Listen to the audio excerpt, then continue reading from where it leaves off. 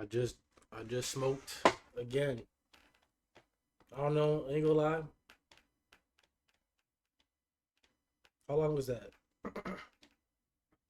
Like 30 minutes? Took like a 30-minute break.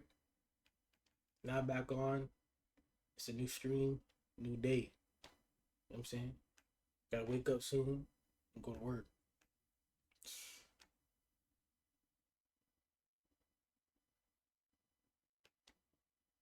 Damn. This week better go by fast, gang. All I gotta say. We need energy, and we need this week to go by fast. That's mandatory. But for now, today Monday, I'm about to just watch some videos. And I do got the munchies this time. It's been hours since I ate. But if we could beat the munchies, that would be perfect. I'm not gonna lie.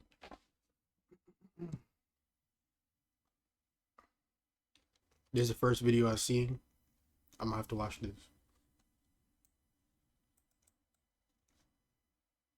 This shit look right here. This shit right here. It look interesting. Also, some like detective shit. This shit look interesting. No cap.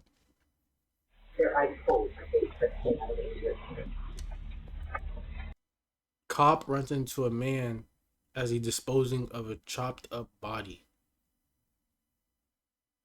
Damn. I didn't. This is Marshall and his mother, Alicia. Just feet away, inside the trunk, lies the dead body of Marshall's girlfriend. He has cut her body up and plans to discard it in the remote mountains of the Sierra foothills. Damn. Over the next several weeks, a series of small mistakes in Marshall's cover-up would bring him face to face with local police and the FBI. Watching detectives unknowingly walk past his murder scene and slowly discovering the monster he truly is. Damn, look at his beard. Of course. Brother, I'm gonna keep it a buck with you. Have you guys thought about maybe she was trafficked? Yep. Come out, Bro kept it. Bro kept it It's in the... approximately 6:30 p.m. in Antioch, California, when 24-year-old Alexis Gabe is seen at a Chevron gas station. While filling up her car, she receives a message from her boyfriend. "Are you still coming over?" She replies, "I can only come by for a bit." After paying, Alexis gets back on the road, and by 6:37 p.m., she's seen arriving at her boyfriend's house. He doesn't know it yet, but she's there to break up with him. A decision that will carry far greater consequences than she expects. Yo. 2 hours pass. That's Then dangerous. Alexis's car is seen leaving Marshall's house, but something isn't right. The vehicle takes an unusual route, one Alexis never uses to get home. And just 12 minutes later, roughly 6 miles away, it pulls into a quiet residential neighborhood. A masked figure steps out of the car, noticeably larger than Alexis. Moments later, her phone pings. "Did you make it home?" And as the figure disappears into the distance, Alexis is never seen or heard from again. Sheriff's Department. File a missing person report. Is this a family member or friend? Family member. Sister. And how long ago did you last talk to her? No one's heard from her since she went to see her ex-boyfriend last night at 8:30. And she's not answering her phone or anything? No, it's going straight to voicemail.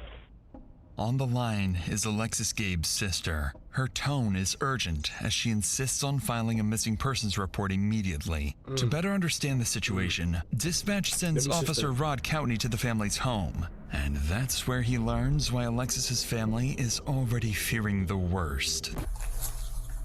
Good morning. How you doing? I'm Detective with the police department. I'm gonna get some info from you guys, and I'm gonna start looking for Alexis. That's okay. Okay. Hold up, man. I'm not gonna lie. Hold up. She ever? Hold up, man. It's gonna be loud again. Hold up.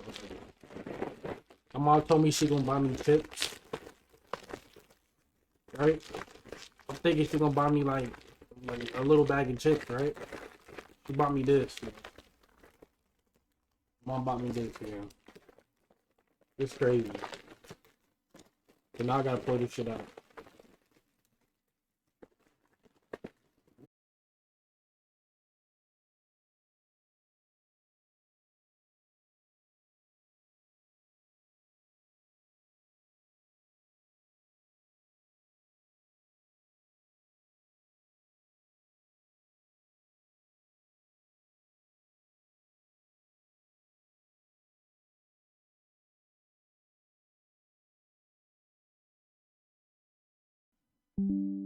My shit lagging, bro.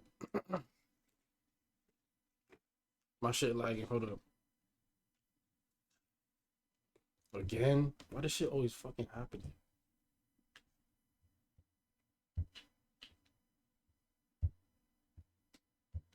What the fuck? Alright. I got my chips. We good. Make any like sort of statements? No. Okay. Is she generally pretty happy? Yeah. Okay. She's always out. Not every day. Always out? Yeah. Do you know where she goes a lot of the time? With her friend, E and Ria. She's with us yesterday too. Does she have any mental health issues? It's generally an antidepressant. Yeah, I know. That's what she said. That's why she's looking for the doctor. She's seeing the doctor. Okay. When they have accident with her boyfriend, car accident. She said she have a chiropractor appointment. Who's her boyfriend? The one that we know is Marshall. Marshall. Jones, yeah. Okay. And we just find out yesterday. The friend said Marshall are threatening Alexis. If they gonna broke up, he's gonna kill or gonna kill Alexis. What? Oh, okay. And this is Marshall. Marshall. Yeah. Okay.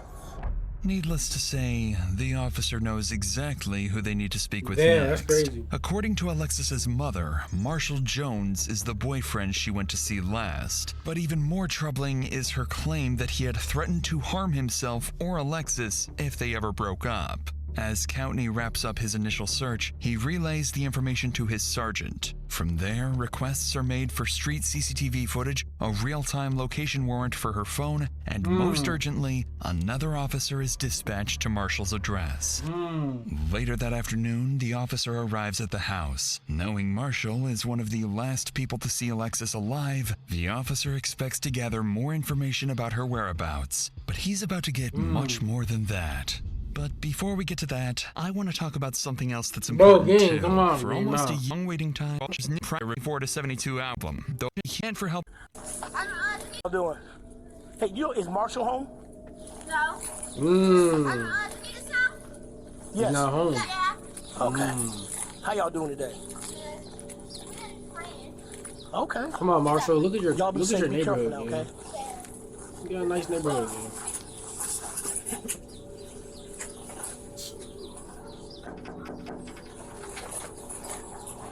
Nigga killed his girlfriend, bro. That shit crazy. Hey, what's going on? Hey, I hear you know Alexis. Yeah, I was gonna say, yeah. Gabe. So, Gabe.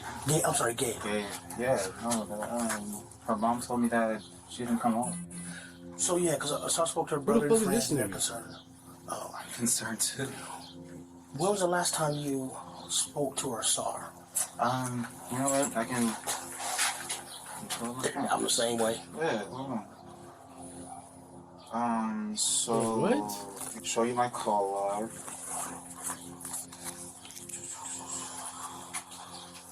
I talked to her throughout the day yesterday. Okay. I want to say 6:38 is when she told me that she was outside.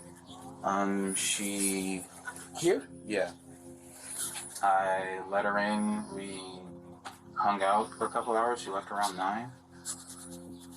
Did she say where she was going?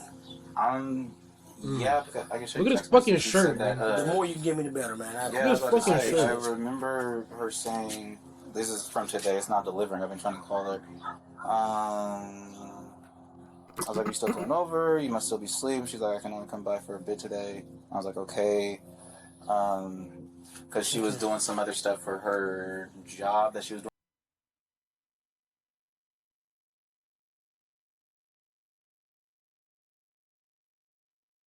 Airball game.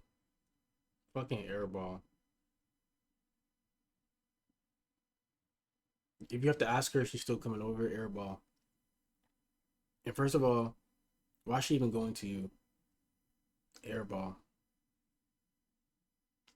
Airball game. This nigga disgusting. Disgusting.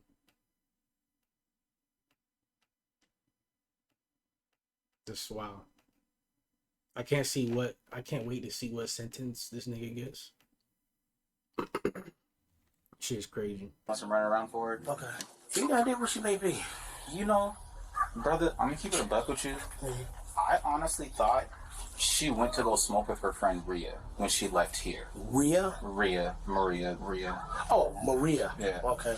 I thought she went to go smoke with her because usually she won't tell me, you know, what she's doing until she's already doing it. Mm-hmm. So I thought she went there, but then when I kept on calling by like 11 and I wasn't getting anything. Okay. Did she seem out of sorts when she came over yesterday? Was she her normal self? Whatever that may be? Yeah, I mean, she came in, we hugged, we kissed, she watched me, do my little heist on GTA, playing my game and whatnot. I mean, we watched Family Guy. Bro, game. It was fine. When she left, did you see her? Did you see her leave? Yeah. And I say yeah because I opened the garage door and she left. So Okay. Also, she opened the garage door. Nah. All right. At first glance, Marshall appears far more willing to help than Alexis's family hinted towards. But as he recounts his last encounter with Alexis, his demeanor is oddly detached, at times even attempting to make light of the situation. It's the kind of behavior that doesn't go unnoticed. But before wrapping up the interview, the officer would ask one of the strangest questions possible at a moment like It's this. too calm, that's why. Do you have a car? Because I want to be able to follow up with you. Yeah. How long you two been? You guys two, you dating? Yeah. How long y'all been together? Like 3 going on 4 years. Okay. All right. And I showed you my call log, text message. You ain't got a strap down in the house like a slave or nothing? No, I don't. No, I know you have to ask. Yeah, because it's a I serious have to. situation. Yeah, exactly. Nigga weird. And I appreciate you trying to make light of it, but no. Okay. I do not. All right. On that strange note, the interview wraps, and the officer calls his sergeant, only to learn that, while this conversation was taking place, a major discovery had just been made a few miles away. On a residential street in Antioch, Alexis's family comes across their daughter's car while organizing their own search and spreading the word on social media. Police are immediately informed of this discovery, and the car is towed and seized for forensic analysis. Inside the car, some troubling details quickly stand out. The keys are still in the ignition, the door is unlocked, and personal items are missing. After removing and analyzing the car's infotainment unit, investigators are able to track Alexis's precise movements before her disappearance. And just 12 minutes before the car was abandoned, it had been at Marshall's house, not her friend Maria's, as he had previously implied. 12 minutes. These findings, along with the alleged death threat, prompt investigators to move Marshall from a person of interest to the primary suspect in Alexis's disappearance. The following day, 2 detectives arrive at Marshall's house, suspecting he is the last person to see her alive and may have been withholding vital information. However, they're also here for something else. Something that will catch him completely off guard. Hey, I'm a detective minister. Okay. Are you Alexis's Boyfriend, yeah. boyfriend? Okay. What's your name? Marshall? Marshall? Okay. Yeah, we're still looking for her. Have you heard from her at all? Or? I have not. I've been trying to call her. I've been texting. My text messages aren't getting delivered. My phone calls are going straight to voicemail. Gotcha. Okay. Huh. Yeah, basically at this point, I think this is the last place that we know that she was at. Right. And so we're just, obviously that's why we're kind of keying in on this area, I understand. And I was telling her mom, hey, I saw her. This is the last time. Yeah. And I'm worried. Right. And she's missing, and that just means that she's missing. It doesn't necessarily mean something actor happened to her, games. so I'm really trying not to let my mind wander.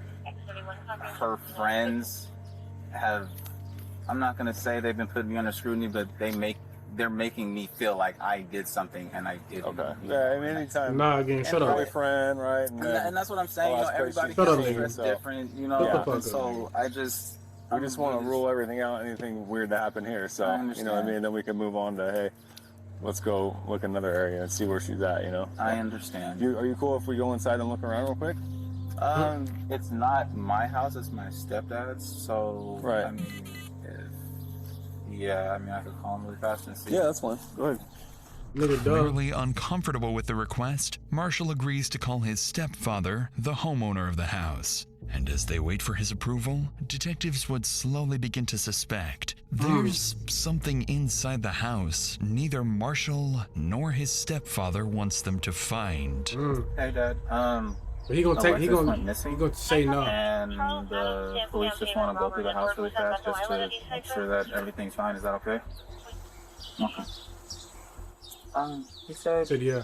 That one of you could go in, but you would like the other one to stay out here. No problem. Nah, that doesn't make no sense. You got a flashlight or anything? I don't. Yeah, me neither. That makes no sense. Sure. All right. Hold that for me. All right. What's your dad's name? Leslie. Leslie? Okay, and that's the one you were talking to on the phone? Yes. All right, you said one of us would come in? Cool. That doesn't make any sense. Thanks, man. Do you want me to leave the door open? Yeah, that'd be great. Sure. I'll come around. That doesn't make any sense. Anything of hers that's here? I mean, there might be some clothes that she left over. Okay. It's gonna be in my room. My room's a mess. That's fine.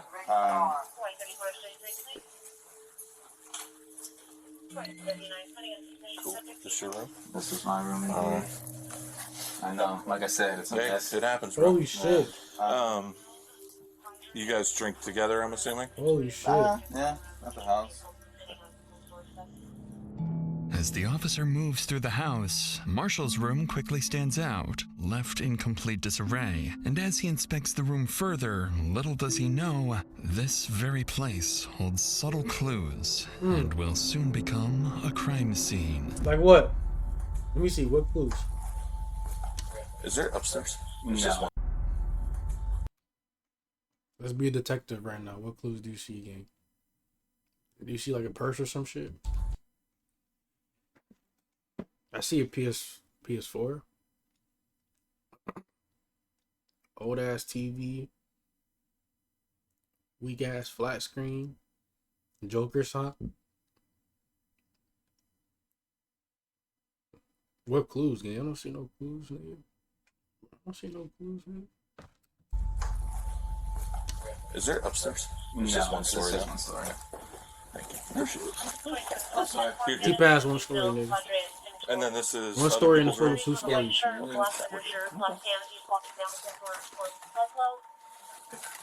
Did you want to go in the backyard or? Probably not. All right, I'm gonna close this Probably door. not, yeah.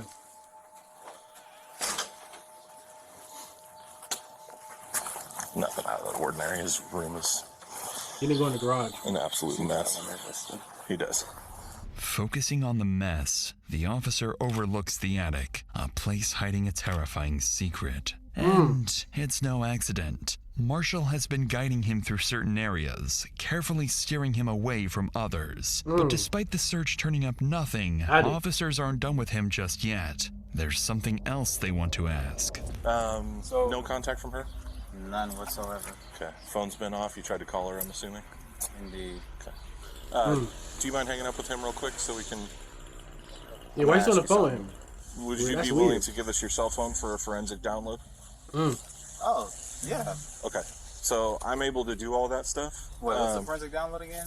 It just shows me all the information on your phone for a certain period Busted. of time. Oh, okay. Busted. Okay, with this phone here the whole time. Oh, Busted. yeah, Stuff like that. Okay. Yeah. Okay. Busted, gang. And then I would just have you sign like a consent form. Okay. And then you can bring it down, sign the consent form down at the PD. And then I'd take your passcode, and then I would do it that way. Okay. They want to do a forensic download just to make sure that Why are you talking My to phone him? is where I said it was. Where I said I was. You're a grown man. Yeah, but she was still here when he got home.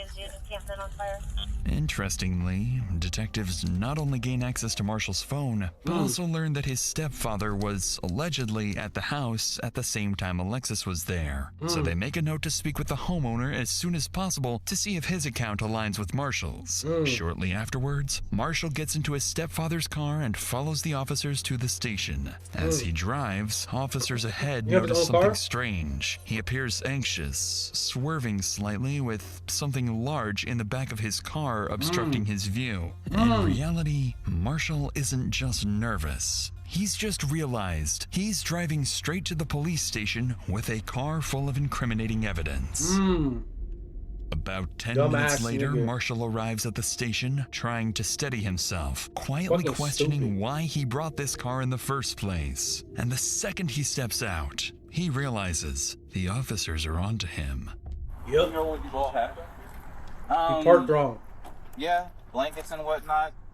Wait, do you actually have to search it, or can you just look around? Because this isn't. It's my dad's car, and No, I I don't. well, yeah, I mean, I kind of just want to lift the gate so I can see inside, you know? If that's cool. Again, it's not my car. It's Nah, my dad's, gang. and you have my phone, so I. Nah. Search it. I'll open the gate for you though, so that way you can look inside. That'd be great. Nah, yeah. Search it. Search it. Weird ass nigga. Search it. We went to the drive-in, so tried to get Rumi some water. I mean, you can look in the bag. That's our Philly cheesesteak. Nah, search it. Any of this hers? No. Because we would like to collect the DNA sample from her, right? So we have a reference on file. So was she back here? Yeah. Yeah. Like, I don't. So is any of this like? Would None of this is her. I don't know. Search Would it. you mind if we like took a blanket to test it? Or I would. Because, He would mind? Yeah. and He does would she want me to mind. sit up in the front seat? He would mind. Yeah. Okay, well, let's start a photo. We're not. You don't want us to look under the blankets or what? She would like to look under the Oh, bed. shit. I don't want you to think I have a dead body or anything. No, I was just. here. What the These are fuck? real- Yeah. Okay, so this is your stepdad or your real dad? My stepdad. Gotcha. Nah. All right, cool. This is weird. Naturally, Marshall's unwillingness to show what's in the trunk immediately raises red flags for the officers. Once it's opened, they find multiple blankets, pillows, and food waste, with Marshall insisting that he and Alexis used the car as a bed at the drive-in. With suspicion mounting, they get Marshall to sign a consent form, download the data from his phone, and then return it to him. And as they let him go, detectives believe the contents of Marshall's phone may finally reveal what he's been hiding, unaware that this entire investigation is about to start going downhill. The next day, as investigators prepare to review the data from Marshall's phone, they notice the download process has failed, leaving them with nothing. Realizing Marshall's willingness to cooperate may already be reaching its limits, detectives decide not to push any further for now and instead turn their attention elsewhere. Nigga, There's block still that shit? one person they haven't spoken to yet. Marshall's stepfather, the homeowner who was allegedly inside the house the same night Alexis disappeared. The sea If broke on something phone. happened to her that night, he may have witnessed it. With that in mind, they drive back to the house to speak with him, where they'll begin to suspect that not everyone wants them to discover the truth behind Alexis's disappearance. Hey, Mr. Clark. Stepdad in it. We're just trying to follow up on everything going on with Alexis. We haven't talked to you yet. Marshall had said that you were here when Alexis was here on Wednesday night.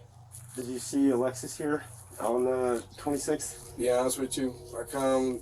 If she's here, she's here. She's not. She's not. It's not a clear answer. You don't recall seeing her car here? No, I do not. And you don't remember seeing her, talking to her that night? No, I didn't see her there that night. No Wednesday. Why did Marshall say that? With all this? She's upset. No, for sure. I mean, just now finding out that his girlfriend's coming up missing. I mean, I found out yesterday with the note coming in, a flyer. Oh, yeah. Flyer and stuff. saying that she's missing. I'm like, what the hell is going on? What was she like as just an everyday person? Like, She's good? good. Yeah. I mean, she's just a good young lady. She never brought drama to your house or anything like that, or. What couples? I mean, aside from couple drama. Yeah. I mean, they never argued in front of me. But like, she never brought any outside BS to your house or anything like that. No. Is Marshall around? I know one of the detectives was trying to reach him and he hadn't returned his phone call. Marshall's not here. Last thing he said he's gonna go talk to his mom. Me and his mom don't really, conversate like that. With this information, police now know where to look for Marshall next. His mother's house. What catches the officers off guard, however, is Leslie's refusal to confirm being with Marshall and Alexis the night she disappeared, directly contradicting what Marshall had previously told investigators. Now faced with more questions than answers, officers leave to figure out their next move. From this point forward, the investigation into Alexis's disappearance quietly begins to shift in a much darker direction. So did they even check the car yet? During the next several days, police visit Marshall's mother, Alicia Clark, looking for her son. But suspiciously, she claims she hasn't seen him since the night his girlfriend Alexis vanished. By now, investigators begin to consider a troubling possibility. Marshall may be on the run, and his family may even be covering for him. But their biggest piece of evidence is still to come. Just as the investigation seems to stall, CCTV footage is recovered from the route Alicia's car took the night she vanished. For roughly 12 minutes, the car is seen speeding from Marshall's home to the residential area where it's eventually abandoned. A masked figure is seen stepping out of the car, noticeably larger than Alexis, with a more masculine build. As detectives begin tracking the figure's movements through nearby cameras, they watch it move calmly for over a mile until it arrives somewhere completely unexpected: Marshall's mother's house. This development makes investigators certain that the masked figure was none other than their prime suspect, Marshall. And with that, an emergency search warrant for his home is secured immediately. On February 1st, more than a dozen officers arrive at the house, convinced there is far more inside than Marshall originally let them see. The mom's house. The mom's house. Oakley PD search warrant, open up! Press the door. Press the door. Never mind. Yeah, hold it to the side. Press the corner. Break it. Nah, gang, kick that shit, nigga. Nigga, 3 hits, 4 hits max. Nigga, what the fuck? Weak ass nigga. Oakley PD! Weak ass nigga, man. Hands up. Check the left, check the left. I got a door on the right. Yo, weak ass bro. You can't even see anything. Oakley PD, come out with your hands up! Search warrant!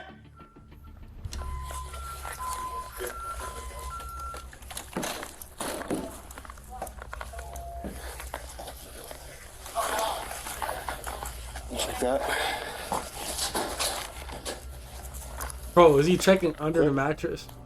As officers move through the house, neither Marshall nor his stepfather are anywhere to be found. But then, as they prepare to enter the garage, it doesn't take long for a vile Nigga is checking under discovery the to mattress, emerge. Is he stuck in the closet? Is he under the mattress? Yep. Motherfucker's under the mattress. In the laundry room. Y'all niggas don't know about that. Okay.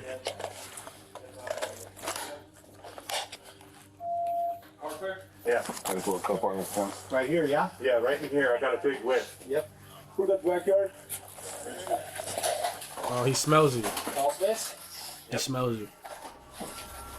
Multiple officers begin to notice a distinct smell, one they believe to be the odor of a decomposing body. The scent appears to be coming from the laundry room and leads up towards the attic. So officers prepare to investigate and brace themselves for the worst. Nasty.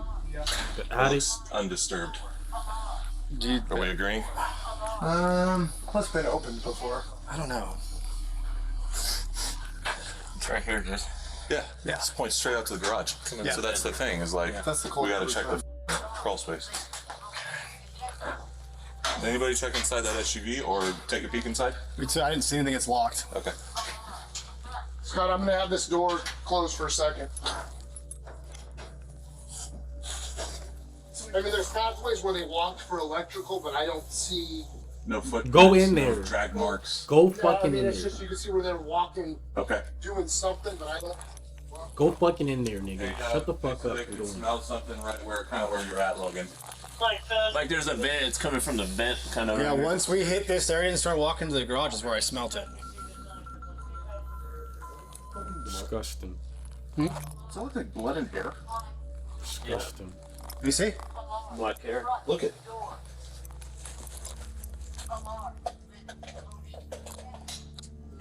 That paint? Could be blood, could be Like mold. brown paint, but that could also be dry blood.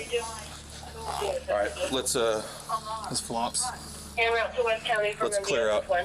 After following the scent, officers come up empty-handed, but they do uncover What? what appears to be dried blood. After clearing the Empty-handed? entire house, officers are open the still unable fucking to locate the source of the nigga. smell, so a canine unit is called in. If human remains are hidden somewhere on the property, this dog may be their best bet on finding them. I guess. I don't know if I got a big whiff right in the laundry room. I guess, like- nigga. I guess. Just dead body. Bring out the fucking dog, nigga. Let's see what we get. No worries.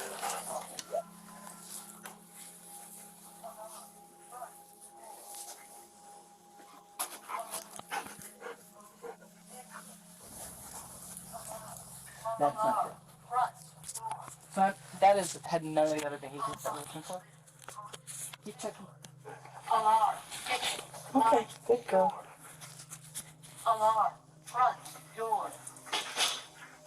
And then that's the attached garage.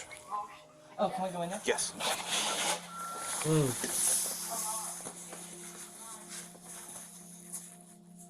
Okay, good girl. So she don't smell Did you anything. guys leave that or did? The dog don't I smell don't know. We didn't bring that in. That's fine. You saw her go up the wall here? Mm-hmm. Yeah. So it's just checking odor. As I said, you've worked with cannons, so we didn't get final. And that was the kind of thing where it's like, I have some weird odor, but it's not all of her behaviors, which was more what we had there.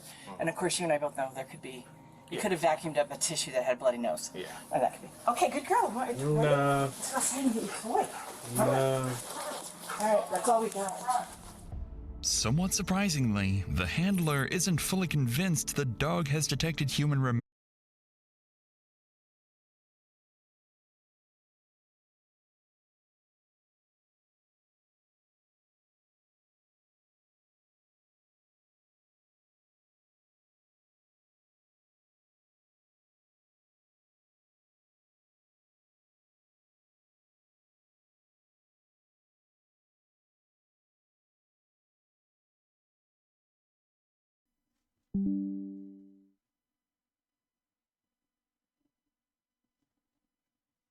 That shit crazy. My shit lagging, bro. Now hold up though. This shit, I ain't gonna lie though. Damn, my shit is lagging, so y'all niggas didn't get to see it. Fuck. Nah, this shit is crazy though. Suspecting they have a homicide on their hands. Over Several the next weeks several after? weeks, officers are seemingly no closer to finding Marshall. Neither his mother nor his stepfather appear willing to cooperate any further. But every time the investigation seems like it's losing momentum,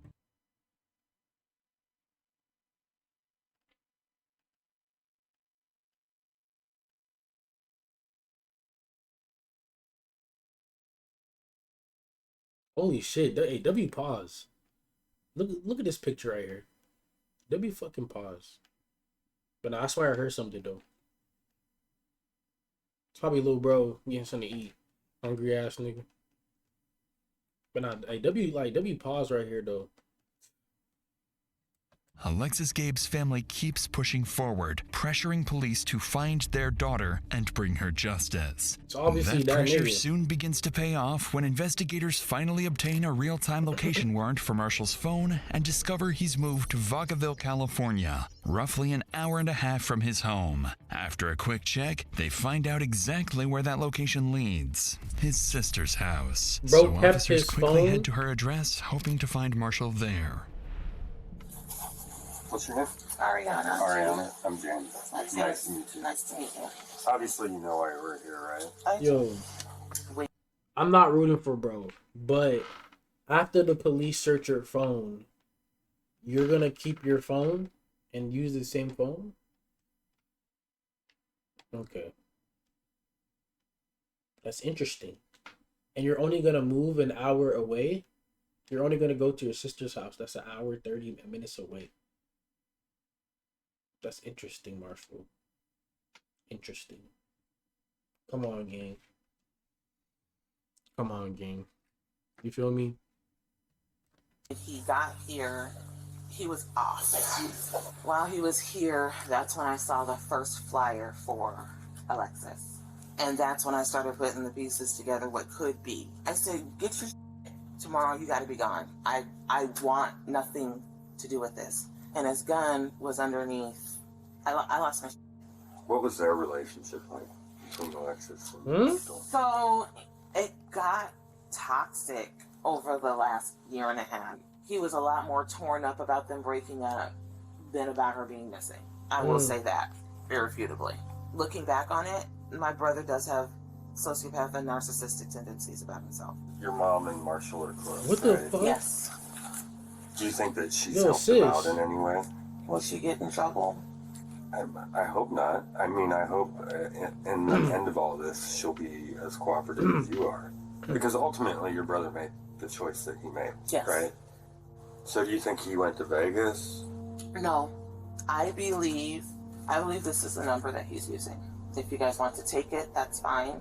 Most worryingly for officers, Ariana seems to suspect someone else may be helping Marshall evade police. However, Just text him. Ariana also gives them something significant, Marshall's new phone number. So after Wow. wrapping up the interview, investigators Don't move get your quickly to sister track involved, his location. This is when they discover that Marshall's phone is pinging all the way back to his mother, Alicia Clark's house. Went back to the Up mom's this point, house, gang. Alicia has been telling police she doesn't know where Marshall is. Wow. Now, detectives begin to suspect she's lying and may even be actively hiding from police. Nah, bro got his mom caught up, gang. Over the next few hours, Come police on, secure an gang. emergency search warrant for Alicia's house. Officers rush to the location knowing full well Marshall could disappear again at any moment. But little do they know, the lead they're following is actually a setup. So they went to the stepdad's house. Come to the door. Not the mom's house. Hello. That's okay. Let's open the door for me. Thank you. All right, ma'am. Come Step on out, out, please. Autistic daughter that's asleep upstairs. I understand. Is she okay up there? She's okay. Are you able to wake her up and bring her out here for a minute while we service this warrant?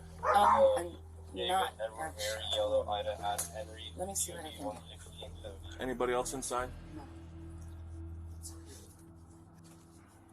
After escorting Alicia and her daughter outside, officers move in to search the house, but they find no one else inside. They do, however, spot a working camera outside the home, one they immediately begin trying to obtain a warrant for. Despite Marshall's absence, the forensics team insists that his phone is still actively pinging inside the house. By now, investigators know something isn't adding up. So they prepare to question Alicia, starting with the very reason they're here in the first place.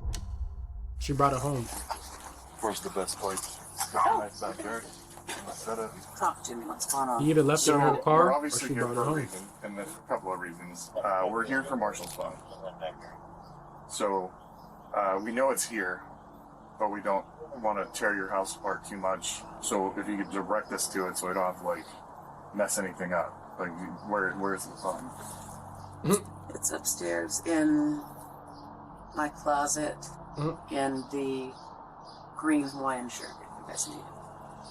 Now I have a question. What do you guys need it for? You guys phoned it. So the cell phone thing, they went and did the download. Don't tell her. But some of the files got screwed up, so we don't have everything. So we need that, and plus we know that he's had the phone after that. So that's the evidence that we're looking. Strangely, Alicia appears unusually cordial with the detectives, despite having her house breached. She's even admitted to holding a wanted suspect's phone, yet treats it as if it's nothing serious. By now, investigators are more than suspicious of her involvement. They're convinced she not only knows where Marshall is, but more importantly, what he did to Alexis. Yeah. So, he's obviously not here, so you know where Marshall is? Hand to God, I do not know. I do not know. I've intentionally told him, do not tell me where you are. It's just the situation I don't want to know. So you're distancing yourself. Too late for oh that. God, no, not at Oh, okay. Not at all. I just know this isn't who we are. Who we are. And we don't believe that. Yeah. We just I better not. we just You guys are just doing your job. right. We have to try our best to get answers right. So that's why we do I'm this. definitely not distancing my son. I'm not. Okay. That's not the reason. What do you know? I know that the two of them had a solid relationship. I mean, for Valentine's Day, he wanted to get her an edible arrangement. I couldn't afford it. Irrelevant. And so he went and got the chocolate, all of the stuff, built her an edible arrangement. Irrelevant. I mean, that's the kind of guy he is. Irrelevant. I told him since he was younger, when you're dating, you want to make sure that you are so good to... Irrelevant yapping. Caught her. They'll be detective game. And they know it too. Shit's crazy. This shit is crazy. her. She's going to be comparing every other guy. Really, nigga? Right away, this description of Marshall doesn't quite align with what Really, nigga? investigators believe about their suspect, especially given his sister's earlier claims that he's a Really, nigga? narcissist and a sociopath. If Alicia is fully aware of her son's alleged crime, then defending his character like this is not only disturbing, it's something most people would find nearly impossible to do. Sensing this may be more difficult for her than she's letting on, detectives decide to shift their approach, appealing to her emotions, hoping that if this is all an act, it's about to break. Because, I mean, obviously, we're still looking. She's still out there somewhere. And things don't look good. Yeah, it's hard to look that family in the face and tell them, hey, look, we don't really have anything to tell you. Have you guys thought about maybe she was human? So, have you guys found that angle? I've heard that some people posting stuff on the internet and stuff. But a lot of people are not. They don't have a good grasp on how. Wrap this up, bro. Works. Right. You can't just snatch I'm up tired. a 24-year-old, 170-pound female. I mean, I'm just gonna be straight up with you. Do you think Marshall had anything to do with this? God, no. No. She don't want to believe it. Shut up. Even if there's evidence that would suggest that he has something to do with it? You guys would have to prove it beyond a reason. Obviously. I don't want to leave you thinking that, for the lack of a better term, just... I know. Oh, God, no. No, not at all. There's a reason. I mean, I can only leave you with that. I can't like... That's even saying too much. You tell me... I don't want you to, like... To just, like I just said, I mean, we've been both agencies here and the DA's office that we've all been working on this for 3 months now. 3 months? Every which way. Despite the detective's best efforts, Alicia doesn't appear to budge. And the worst part is that her dismissive attitude seems to work. No wonder Although why officers they're, like, inside acting like manage this. to locate Marshall's phone, they find it's been wiped completely clean. And with nothing concrete tying Alicia to the disappearance, investigators Bro had are 3 once months. again forced to leave empty-handed. With no body, no confession, and no idea where Marshall may have gone, Alexis's case slowly starts going. So, do they do this on purpose to build the case? Or why why couldn't they just check the fucking cameras? And what happened to the like, did they search the car? Or like, game? Like, can they not like search the car and go up to the cameras? Like permits and all that shit. I know they take long, but like, come on, bro. What are they doing? And then what about fucking the DNA? Like, what happened? They didn't update us on the DNA. Like, there's no update. It's been 3 months. Like, you gotta speed this shit up, bro. Like, this investigation is taking way too long. I'm not gonna lie. If they have this much evidence, like, so how they get that footage then? Cold. Months go by with no new leads on Marshall's whereabouts. But then, investigators finally secure a warrant and obtain the CCTV footage from his mother's house. And as detectives start analyzing the footage, they begin to understand how Marshall managed to stay one step ahead of investigators for so long. Because he had 3 months. Inside these large plastic bags, investigators believe are Alicia's remains and suspect Marshall's mother was aware of it. Following these developments, investigators reach out to Marshall's sister and learn he has a friend at an apartment complex in Kent and may be hiding there. Using travel records, CCTV footage, and anonymous tips, they zero in on a specific 10,000.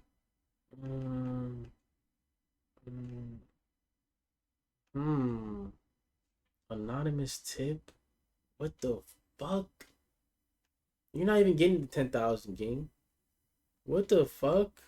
Is 10,000 about to be taxed too? You're not getting, bro. Who the fuck even tipped them?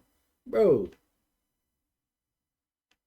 If they really want to find this nigga, they can really find him. That's not a problem, but it's like,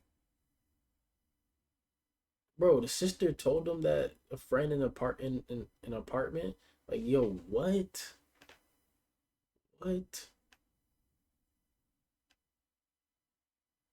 Damn, sis. Damn, sis. That's crazy. Hold up, bro. Learn he has a friend at an apartment complex in Kent and may be hiding there. All the way in Washington. Using travel records, CCTV footage, and anonymous tips, they zero in on a specific location, the Skyview 3322 apartments. On June 1st, more than 4 months after Alexis Gabe disappeared, the task force moves in to serve a murder warrant and finally arrest Marshall. But as they arrive and prepare to breach, nothing about this operation is about to go as planned.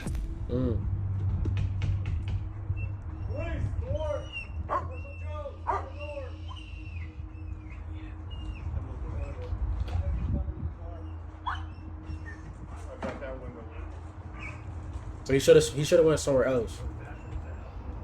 I'm just like, you know what I'm saying?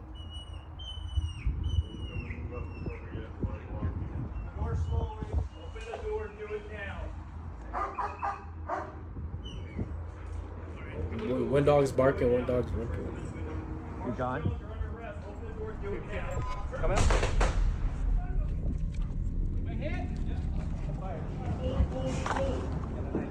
Oh shit. Yeah, came to the door with a knife.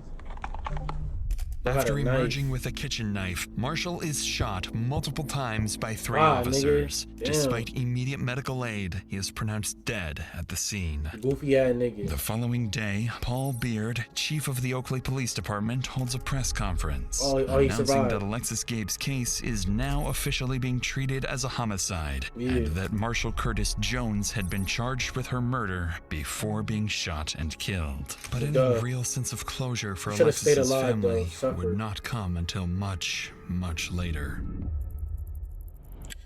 On November 3rd, while metal detecting near Jackson Road in Plymouth, a local resident discovers what he believes to be human remains and immediately calls 911. When officers arrive, they're left speechless. Scattered across the mountains are the remains of a young woman. A forensic odontologist is brought in and, using dental records, confirms the remains are the...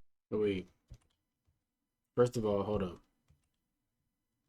First of all, let's just really think about this game. Much later. So almost a year fucking later, right? The body is not buried, right? It's in the woods somewhere, right? Almost a year later, nigga. On November 3rd, while metal detecting near Jackson Road in Plymouth, a local resident is metal detecting. Coincidentally. Like, what the fuck? Do you understand, like, how crazy this is? He just randomly metal detecting in the fuck, like, oh, and he goes into the woods. Okay. And then he discovers it. What the fuck? Like, he could put it anywhere else and probably not get discovered. Or if bro was not there, you feel me? Like, do you understand how crazy that is, game? Do you understand how crazy that is? Nah. resident discovers what he believes to be human remains and immediately calls 911. When officers arrive, they're left speechless. A good thing he found it, Scattered across the mountains are the remains of a young woman. A forensic odontologist is brought in and, using dental records, confirms the remains are those of Alexis Gabe. Damn. In the aftermath, her family expresses a mix of devastation and relief. They continue pushing for charges against Marshall's mother and hold memorials in Alexis's honor. To this day, Alexis's family continues demanding justice and launching a petition criticizing the Contra Costa County District Attorney's Office for its handling of the case and calling for stronger accountability for victims' families. But despite these efforts, Marshall's mother is only temporarily detained. Without sufficient evidence, she is never charged as an accomplice. And the same is true for the rest of Marshall's relatives, something that continues to infuriate Alexis's family to this day. As of now, it continues to infuriate. Letter to Alicia Coleman, Clark, and District Attorney Diana Beckton.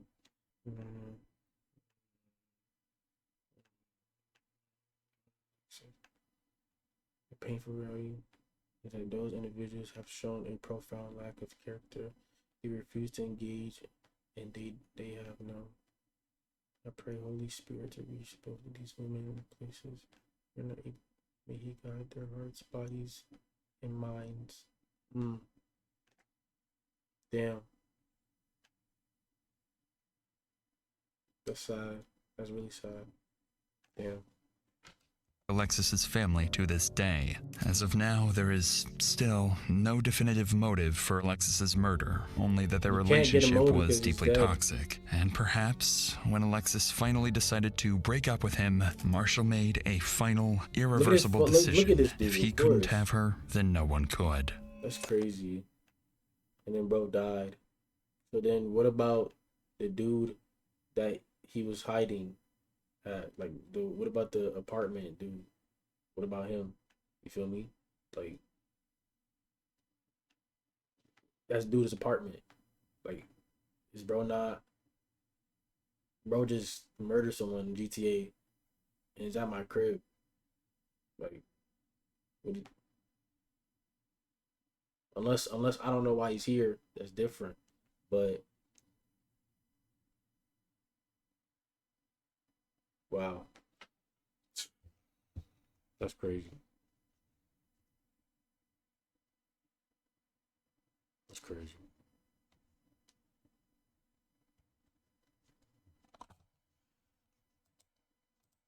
Yo. Where's the fucking X? Nah, I seen some shit the other day though. This is like a theory where if you stare at yourself in the mirror, you see like how you really look, but only for a split second, and then your eyes keep changing views.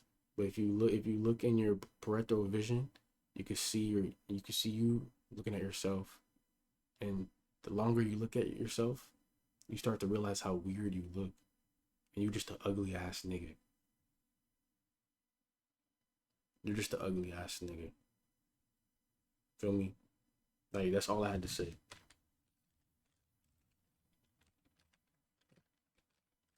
Nah, but for real though.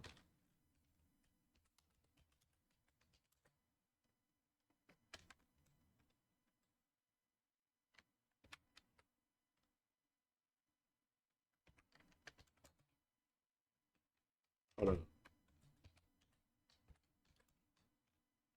Looking at yourself in the mirror for a long time. Like, it's quite interesting, you know what I'm saying? Don't stare in the mirror for too long. Let me see. We're gonna go down a rabbit hole. Do not stare in the mirror for too long. Oh, money!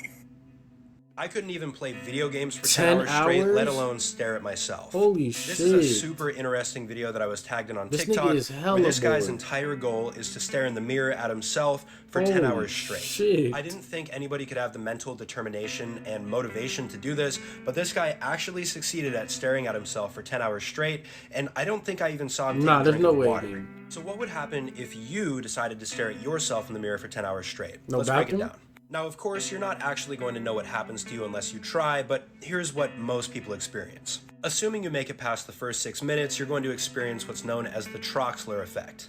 This is when you're staring at a point for so long that everything else around that point starts to fade away.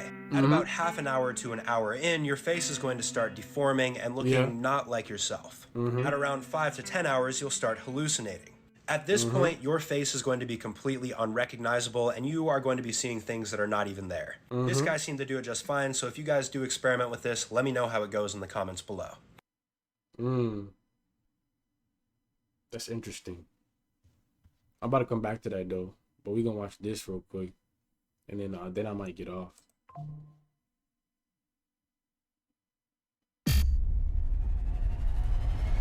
A secret government experiment turned It's all animals allegedly into though, right? spies. A lie about food created a global crisis, and powerful men were caught performing strange rituals in the woods. These stories sound like nonsense. Many people didn't believe them, then the truth came out. Today we're diving into insane conspiracy theories that were true all along. We'll begin with the strange cases and work our way to the most shocking. Our goal, guys, is 2.5 million subscribers by the end of 2026, and it is crazy, so it would mean the world if you subscribe. I will do my very best to put out the best videos I can for you. I'm Visual Venture and you are awesome. The Animal Spy Conspiracy. During the Cold War, the US and Soviet Union spied on each other. That's no secret, but there's one bizarre conspiracy theory from that period. People claimed the CIA tried to turn animals into spies. It sounded crazy, but declassified documents proved it actually happened. In the early 1960s, being a CIA spy meant risking your life. Okay, but everyone already knew this, but now we need to know what type of animal, right? Now let's think. What type of animal do you think, Game?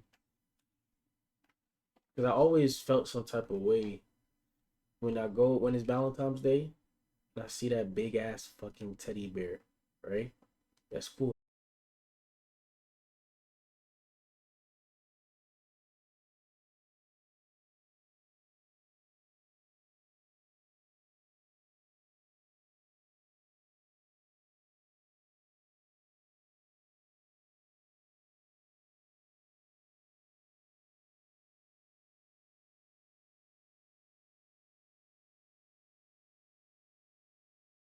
Turn a cat into...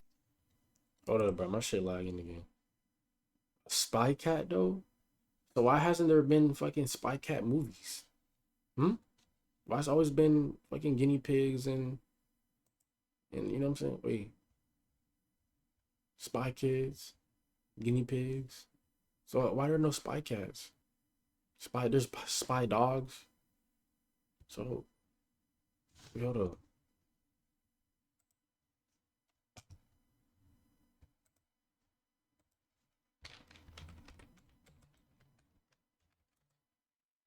What? 2020 Spy Cat with Addison Rae? What the fuck? They already made this shit a movie. Damn late, game. 2020? Why the fuck is she in here, game? Bro, just from TikTok? What the fuck? She's in a movie because of fucking TikTok, bro. This shit make no sense. What is she gonna do in the movie? This is fucking animated shit.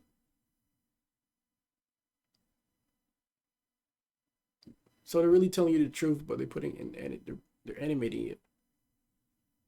This movie is probably some bullshit, nigga. 5 out of 10. Fucking bullshit, nigga. Spy Cat movie plot.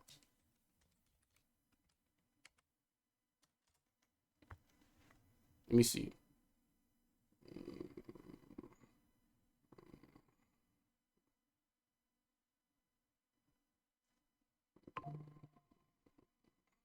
Becoming a spy.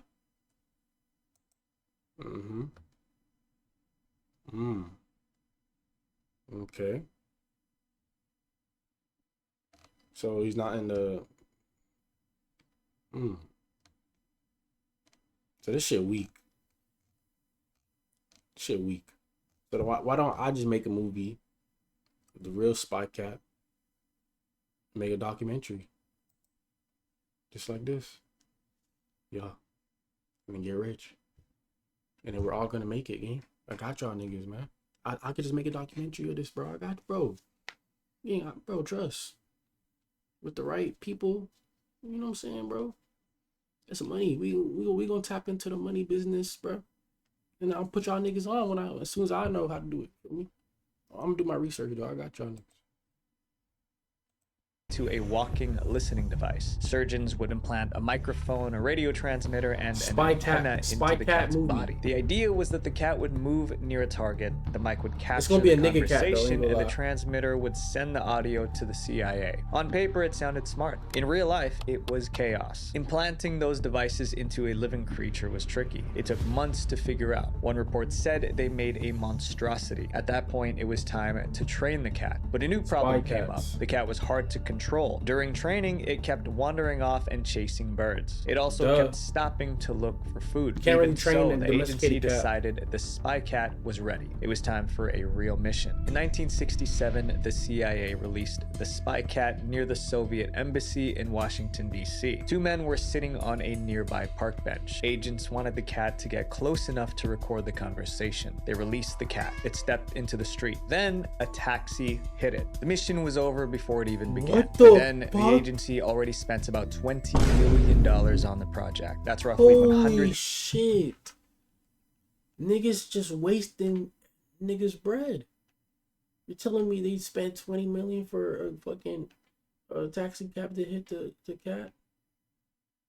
What the hell? So why didn't just like, bro, it's fucking stupid.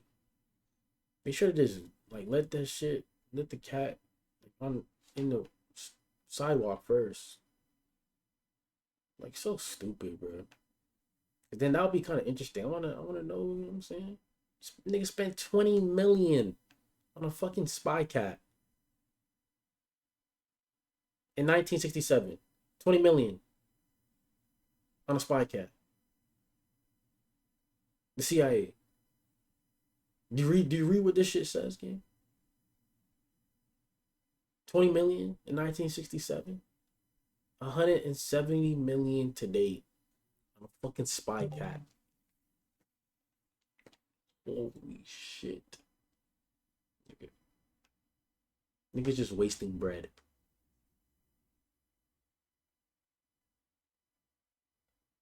This shit is crazy. And $70 million today. But they decided to quietly shut it down. One memo said the project was not practical. However, the agency didn't give up on the idea of animal spies. Instead, they tried something even stranger. By the early 1970s, CIA engineers came up with a new plan. If real animals were too hard to control, they would build a machine that looked like one. That idea became the Insectothopter. It was a tiny drone built to look like a dragonfly. It had a tiny engine that powered the wings. A microphone was hidden in the head, and operators could control it remotely. By 1976, the CIA had a working prototype. This is the first flight of the insect-sized unmanned aerial vehicle called Insectothopter. Flight tests were impressive. The Insectodopter? plan was for it to fly close to a target and record conversations. Once again, it didn't work well in You're real gonna smack life. it. The drone was extremely light. That meant even a small breeze could push it off course. Agents struggled to keep it steady long enough to record anything useful. Shitty-ass Eventually, the footage. project was abandoned. The Stupid-ass Acoustic Kitty niggas. and Insectithopter projects remained classified for decades. How much People money? talked about them, but no one could confirm they were real. Then in the early 2000s, the CIA declassified some documents. That was when the truth finally became public. In 2003, the CIA put an Insectithopter prototype on display in its museum. The company in our next chapter secretly did something to millions of their own customers and didn't tell How you not know they're doing that right the now? Battery Gate conspiracy.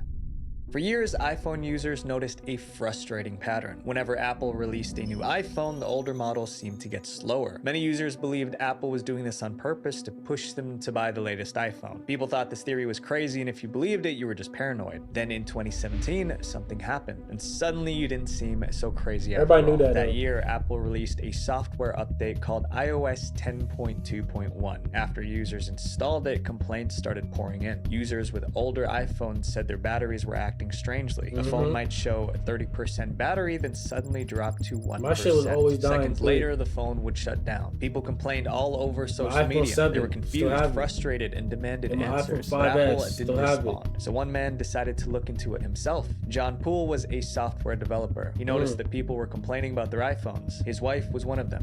My wife just offhand mentioned that her iPhone 6S felt slow, and the numbers that we got out of it were significantly lower than what I'd expect from a phone like that. Poole knew enough about phones to analyze the situation.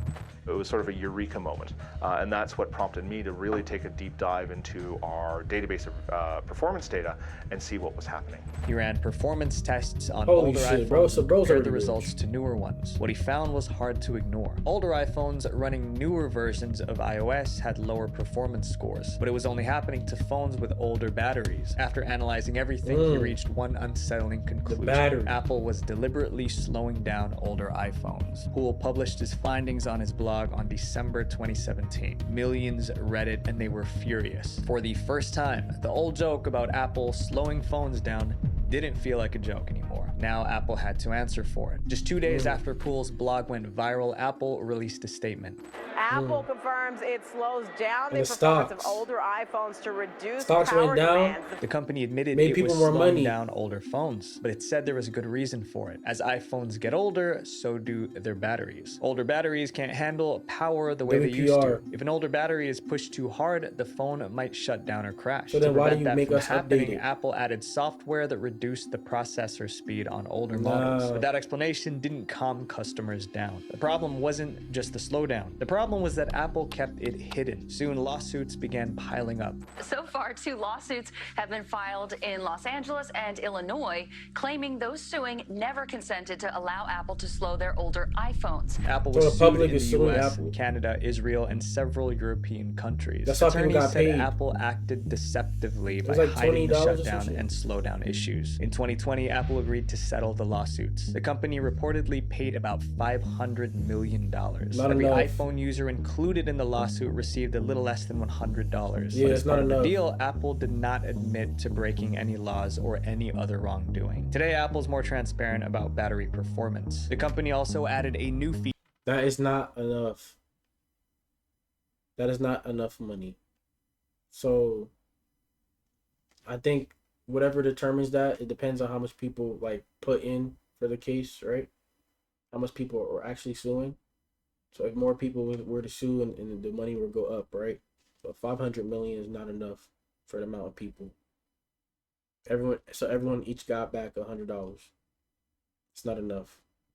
So then let's increase the number instead of 500 million. $1 billion. Let's just be greedy. Actually, that's not even greedy for Apple. If you're really talking like a statement,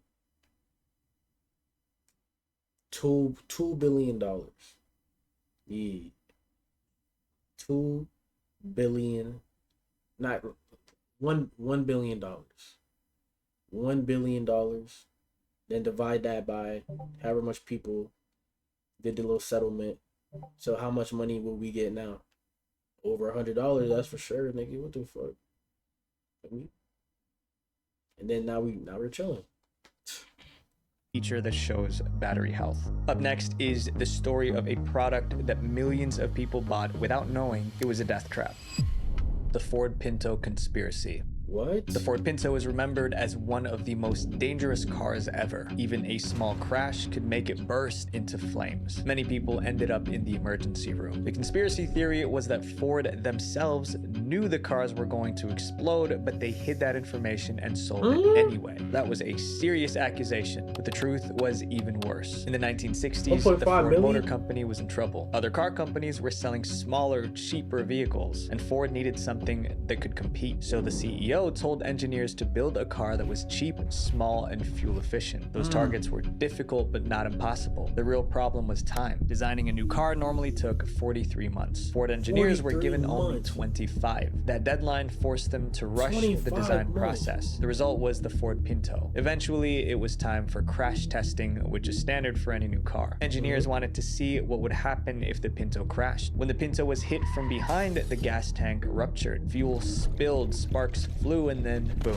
the Pinto burst into flames. Damn. Ford crash tested the car over 40 times. The same problem occurred. When the Pinto was rear-ended, the car caught fire. The problem came from the car's design. Engineers placed the gas tank right behind the rear bumper. Despite the obvious danger, Ford moved ahead with production. Thousands of Pintos were built and sold. It was an instant hit. When I bought my Pinto, I figured it was a good value, but I didn't know how good until my dad started borrowing it. So I ended up buying my own. Then I bought one, and I bought one. And I bought one. Millions of Americans bought one. They had no idea they were getting into a death trap. Not long after the Pinto hit the road, the disasters began. Drivers reported the same terrifying pattern. Another car would hit them from behind. Then the Pinto would burst into flames. It happened again and again. Too often to be a coincidence. Some victims began to ask, did Ford already know this could happen? Ford said there was no problem. The Pinto met all safety standards. Even so, some victims filed lawsuits. Those cases went to trial in the mid-1970s, and the Pinto case became a national story. As the trial got more attention, one reporter decided to dig deeper. He got access to Ford's internal company records. What he found was alarming. The document showed that Ford engineers already knew the car could explode, but that wasn't the worst part. Once the accidents began, Ford had another chance to act. The company thought about recalling every Pinto and fixing the issue, but executives felt it would be too expensive. Recalling and fixing every Pinto would cost $137 million. They estimated that settling victims' lawsuits would cost about $50 million. So the company decided it was cheaper to let people get hurt. In September 1977, the reporter went public with his findings. His article was titled Pinto Madness. TV networks, newspapers picked up the story. Now the conspiracy theory no longer sounded crazy. Ford knew the car was dangerous and sold it anyway. In total, 117 families sued Ford over the Pinto. The company paid more than $100 million to settle the cases. In June 1978, Ford finally recalled 1.5 million Ford Pintos. Yeah, they already made the money back, that's why. To prevent explosions. No one knows exactly how many people passed away in Pinto fires. Some estimates put the number in the hundreds. Others say it was much lower. But whatever the true number was, it was far too many. Up next is the story of an industry that quietly rewrote the rules of nutrition, and millions of people paid the price. The Big Sugar Conspiracy. For years, doctors said eating fatty foods caused heart disease, but some scientists believed the wrong food was getting blamed. To them, sugar was the real danger. As they dug deeper, they uncovered a dark conspiracy to bury the truth. It involved bribes, intimidation, and even fake research. In the late 1950s, thousands of Americans were passing away from heart attacks. Doctors and researchers were trying to figure out why. In 1965, a nutritionist suggested that too much sugar might be the reason. Started to wonder late in the 1950s whether sugar might be a culprit in the increase in heart disease. The sugar industry was alarmed by that theory. Americans were consuming more sugar than ever before. It was in soft drinks, candy, and desserts. If the public blamed sugar for heart disease, the industry could lose billions. To protect their business, they needed to shift the blame, and they knew exactly how to do it. There was a group called the Sugar Research Foundation. It was dedicated to the scientific study of sugar's role in food. On the surface, the group looked neutral and trustworthy, but behind the scenes, it was run by people who made money selling sugar. Do you understand how kind of crazy that is, gang? There's niggas that are studying sugar game. There's probably a course in college game, like, or something in science or something. Like, there's niggas that are studying sugar and how it's made and like, bro. And then like, bro, and how like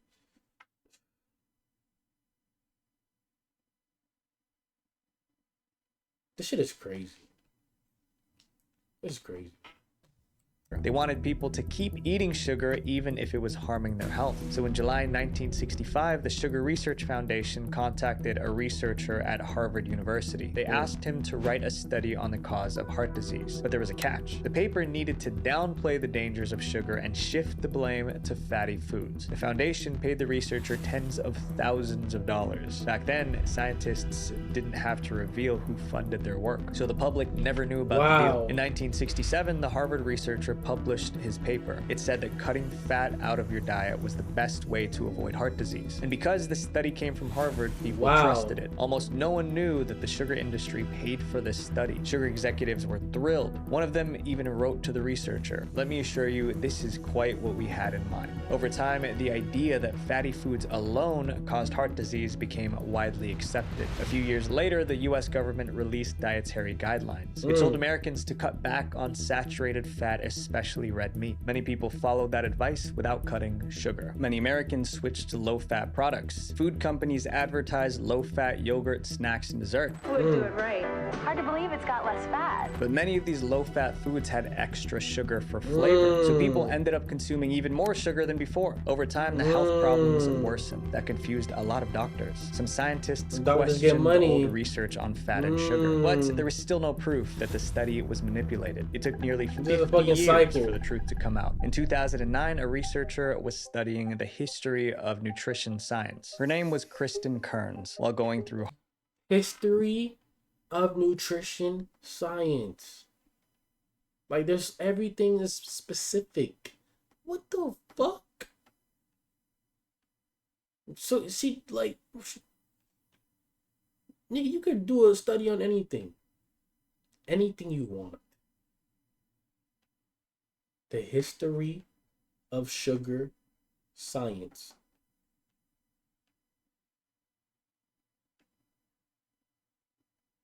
Wow. Like, there's levels to this game. This is kind of crazy. Harvard records, she found letters between Harvard researchers and the Sugar Research Foundation. The first folder that I pulled out opened up to a memo, the blue letterhead of the Sugar Association, and it had the word confidential. Those letters proved that the sugar industry funded the research and probably influenced the results. In September 2016, Kearns published what she found. It shocked the world. Here this morning, Bay Area researchers are accusing the sugar industry of some unsavory behavior. Believe me, I've been reading this for the past couple of days, like, oh my God. What did you think? We shaped our notion of healthy diets for decades on this. Don't ever eat fat, sugar, no problem. By then, the researchers who wrote the paper were no longer alive, but the Sugar Research Foundation still existed. It now went by a new name, the Sugar Association. When people confronted the group, it denied doing anything wrong. It admitted it funded the research, but insisted it didn't influence the results. Even so, it was too late to undo the damage. For decades, people ate foods packed with sugar, and many paid the price with their health. That was a lie that lasted 50 years, all because the sugar industry wanted to protect their profits. This next chapter is about a secret military operation so unbelievable, the government denied it ever happened. The weather control conspiracy. Have you ever heard anyone say that the government can control the weather? It sounds like the kind of thing only paranoid people would believe, but that idea didn't come from nowhere. In the 1960s, the United States was fighting in Vietnam, but the war wasn't going well. One major problem was the Vietnamese army's supply network. Their soldiers had secret roads running through the jungle. They used these routes to move food, weapons, and troops. If you think about it, it's obvious they can control it. If you think, how do you think, like they doing all this like, think about it, game. If you want to make a movie, you make a set, and you want like rain or snow and shit, you can control that and make that on a larger scale too. I'm telling you, you could, like, obviously, they definitely can control it. You can make it on a way larger scale and make it like a real life size, and make like a mini city or like a mini building or some shit. Feel me? Or you could control it for real. Control it in certain areas. It's interesting.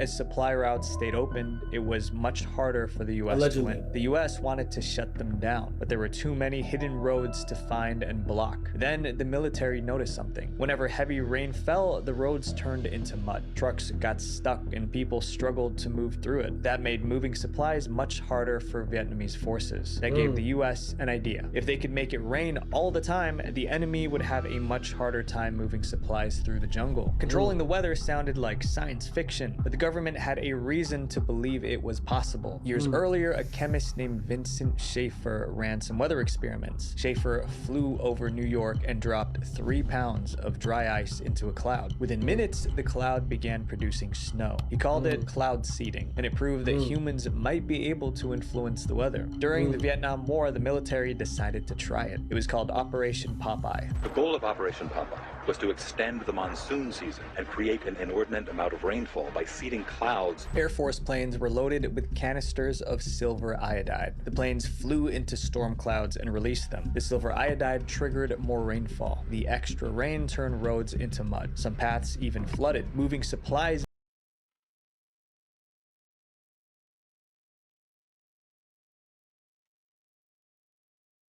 You know what this means, right?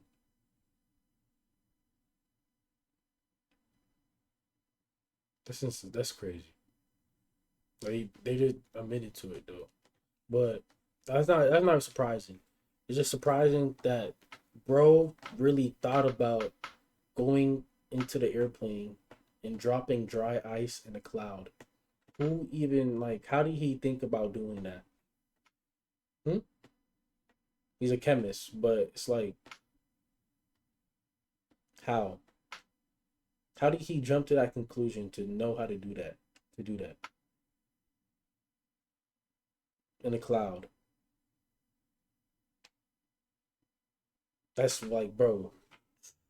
Became much harder for Vietnamese forces. The mission was a success. For 5 years, the US military kept doing it. They flew over 2,600 missions from a period of 1966 to 1972. And they kept the operation top secret. But secrets like that don't stay hidden forever. In March 1971, a reporter of the Washington Post exposed the operation. He revealed how the military was using the weather as a weapon of war. The public was shocked. Lawmakers were angry that they were never informed. The defense secretary was called before Congress to explain himself, but he denied everything. He called the claims wild tales. That denial only made things worse because reporters kept digging. In July 1972, another reporter published a story in the New York Times. It was titled, "Rainmaking is Used as Weapon by US." This time, the evidence was much stronger. The reporter had spoken with people involved in the operation. Now the story was no longer just a rumor. The defense secretary and military officials were summoned to a secret Senate hearing. They were asked about the project again, and they finally admitted the truth. That raised a disturbing question. If one country could use weather as a weapon, what would happen if other countries did the same? It could destabilize the climate, disrupt food supply, and create other serious problems. World leaders didn't want that to happen. So by 1977, world leaders signed an agreement banning the use of weather as a weapon. Bro, do you know what this means? What the fuck? But just because they ban it as a weapon don't mean they're gonna stop using it again. Do you understand that, right? They're still using it. You don't know when they're using it, but they're still using it, gang.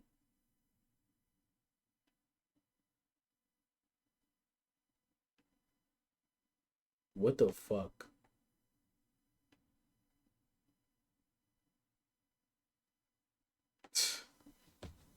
Many countries have signed that treaty. As far as we know, no country has weaponized the weather since. However, cloud seeding never stopped. It's still used for farming and weather-related needs. So the weather control conspiracy theory turned out to be true. The leader in our next chapter believed the government was his enemy, so he decided to destroy it from the inside.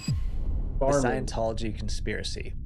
The Church of Scientology has been accused of many things, including being a cult, but one claim stood out from the rest. People said the church was doing illegal things to silence its enemies and manipulate the government. So were these conspiracy theories true? But to understand why millions of people believe this church is dangerous, we have to go back to where it all started. The Church of Scientology began in 1953. It was founded by a science fiction writer named L. Ron Hubbard. It said Scientology was a religion that could help people unlock their full potential. Read Scientology, The Fundamentals of Thought by L. Ron Hubbard. Your search is over, but the adventure's just begun. That message attracted thousands of followers, but as Scientology grew, so did the controversy around it. Former members accused the church of extortion and harassment. By the mid-1960s, the complaints were too many to ignore. The US government started investigating Scientology's internal practices, and what they found was troubling. Large amounts of church money were going straight to the founder, Hubbard. He was running it less like a religion and more like a business. So the government revoked Scientology's tax-exempt status. Other countries went even further. The state of Victoria in Australia has passed a law making it a criminal offence for anyone to demand or receive payment for the pseudo-medical practice of Scientology. Hubbard was furious. He believed the government was targeting him unfairly. He gave interviews defending Scientology. Why do they just fight it and say there's something bad, but they never specify what's bad? They haven't specified. For instance, right now they say we're breaking up marriages. Right, that's a lie. But instead of fighting back in court, Hubbard came up with a much darker plan. He would attack the government from within. In 1973, Hubbard launched Operation Snow White. The mission was simple. Scientology wanted to infiltrate government offices and erase every damaging file about the church. To do that, Hubbard created a network of spies. They made Scientology members apply for jobs in government agencies. They targeted places like the IRS and the Department of Justice. Once they got hired, the spies searched for files on Scientology. Then they stole those files or destroyed them. Sometimes they swapped real records with fake ones that made the church look harmless. The operation was led by Hubbard's wife, Mary Sue. She trained Scientologists to become spies. They learned how to forge IDs and manipulate people. For 5 years, the plan worked. Scientology infiltrated 136 government agencies in 30 countries. But the church was not just stealing files. They were also going after anyone who criticized them. Hubbard kept a list of the church's enemies. Paulette Cooper was at the top of that list. In 1972, she published a book titled The Scandal of Scientology. It was one of the first books to openly criticize the church. Scientology church leaders hated her for it, so they decided to ruin her life. They sued me 19 times all over the world, put me through 50 days of depositions. They sent a lot of horrible anonymous smear letters about me. Then they decided to frame her for a crime. They stole my stationery. They got my fingerprint on a piece of paper. And then they sent bomb threats to themselves. Scientologists got a paper with Paulette's fingerprints. Then they used that paper to send device threats to their own church. After that, they reported the threats to the FBI themselves. To investigators, it looked like she was guilty. Paulette was arrested and charged. If convicted, she could spend years behind bars. The Scientologists were celebrating. Wait, how much? However, their entire operation could spend years behind. Looked like she was guilty. Paulette was arrested and charged. If convicted, she could spend years behind bars. The Scientologists were celebrating. However, their entire operation was about to fall apart. In May 1976, 2 Scientology spies broke into a courthouse in Washington, D.C. They were trying to steal more documents, but the plan failed. A security guard caught them using forged IDs. Federal agents traced those fake IDs back to Scientology. So in July 1977, FBI agents raided Scientology offices. They seized about 100,000 stolen government documents. They also uncovered files that exposed Operation Snow White. Those files showed that Scientology framed Paulette Cooper too. They found something that said along the line of conspired to frame Miss Lovely, which was the code name that Hubbard gave to me. 11 high-ranking Scientology officials were convicted. Among them was Mary Sue, the wife of L. Ron Hubbard. She was sentenced to 5 years behind bars. But one key figure avoided charges, L. Ron Hubbard himself. Investigators believed he directed the operation, but they could never prove it in court. After the convictions, Hubbard disappeared from public life. He spent the rest of his life paranoid and in hiding. Scientology still exists today, and it is still powerful. Its members include celebrities, lawmakers, and wealthy CEOs. Who knows how much more powerful it could have become if its spies stayed inside the government. This next chapter is about a secret club that most powerful people in the world don't want you to know about. The secret society conspiracy. They're working with the government. You've probably heard the theory that a secret group of rich and powerful men control the world, that they meet in private to decide wars, pick presidents, and shape major events. Most people brushed off this conspiracy theory as nonsense, but it turns out there's some truth to it. There's a forest in Northern California where powerful men really do meet in secret. Those men are members of the Bohemian Club. The club was formed in 1872 in San Francisco. At first, it was just a few dozen men talking about art, but over time, the club began to change. Businessmen, lawyers, and politicians joined. Within a few decades, the Bohemian Club was no longer mainly about creativity. It was about power. In the 1890s, the club built a private camp deep in the California redwoods. They called it Bohemian Grove. And I just want to say something real quick, bro. This is the obvious, right? Notice this picture is in black and white, but you know what I'm about to say. Notice what color they are. And this only matters because generational wealth. So all of these people here are wealthy people and important people, right? They have money back in the day or whatever. And then let's say they have kids now and all that shit. And then they're, you know what I'm saying? Generational wealth, bro. Like, bro, this is like, it stays within the family. It stays within, feel me? Like, there's secret millionaires out here. Like, do you understand that? Like, this is crazy too.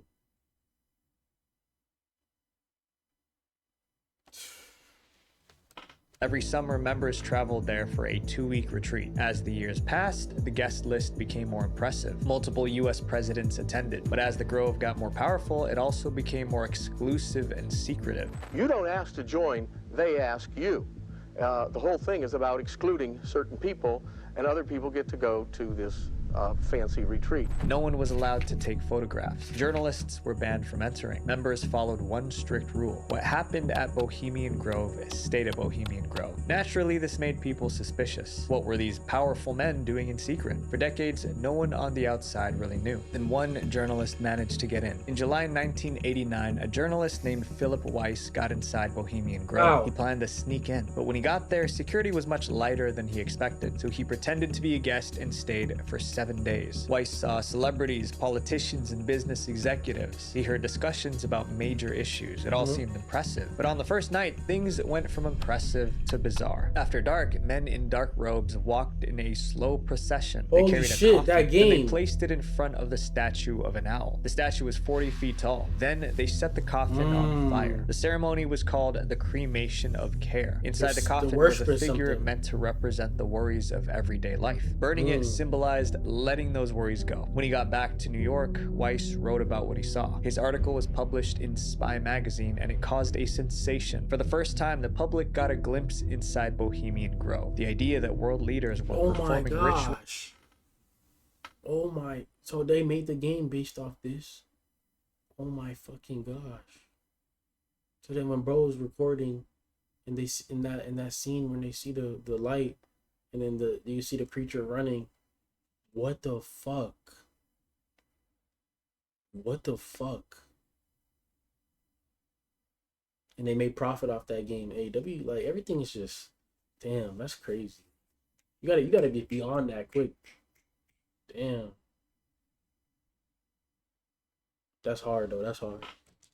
In the woods sounded unbelievable, but it was happening. Bohemian Grove still operates today. Every summer, members gather in the forest. Cameras are still banned. Journalists aren't allowed to enter. And the same rule still applies. What happens at Bohemian Grove stays at Bohemian Grove. So was the conspiracy theory true? What we know for sure is that they really do meet at Bohemian Grove. What they discuss, however, remains a mystery. Are they deciding the fate of the world or just spending time with friends? Governments, corporations, powerful organizations, they all made the same bet that the story reaching you would be the one they wanted you to hear. My friends, the most dangerous thing you can do is trust without question.